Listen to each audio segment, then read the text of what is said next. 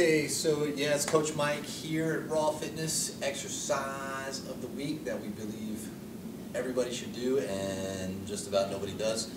Today we're going to talk about doing some bottoms up work with the kettlebells. So I'm going to grab a kettlebell and just kind of talk about the principles behind it.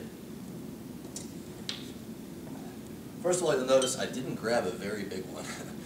Here's just a 8-kilo kettlebell. There's a lot of benefits to doing bottoms up work with the kettlebell, right? So bottoms up work would look where I'm holding the kettlebell like so, okay?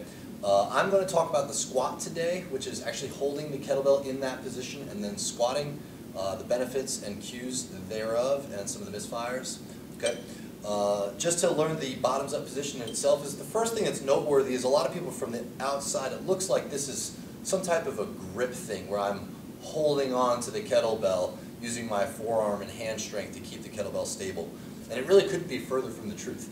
What actually happens when we hold the kettlebell in a bottoms up position, right here, is that the shoulder, the rotator cuff, and the muscles that stabilize the shoulder blade, which are notoriously underworked and extremely, and slower than they need to be to produce the stability necessary in rigorous exercise, because of our sedentary population that we deal with. They all start to light up, right? And so for a good bottoms up hold, the shoulder should be back and down. Not violently back and down, but packed in a good neutral position, back and down in the socket there.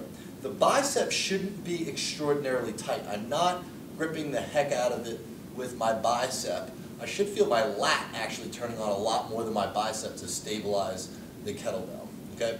From there, we can just squat the kettlebell, and you'd use any good squat form from there, right?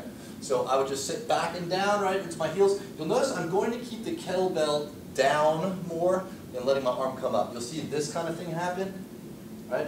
And what's happening there is when I keep that kettlebell down here, and I squat and come back up, my core is just lighting up because I've got an asymmetrical load that's only on one side of my body, and I'm using my core and my muscles that stabilize my shoulder are all interconnected to keep that kettlebell stable from falling out of that holding position, okay?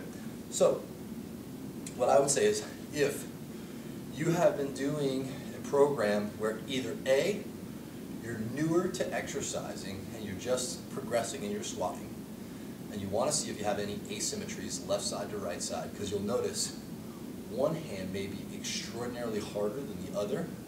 What that means is your core is poor at stabilizing you through that squat on that other side. So A, you want to do more reps on the asymmetrical side.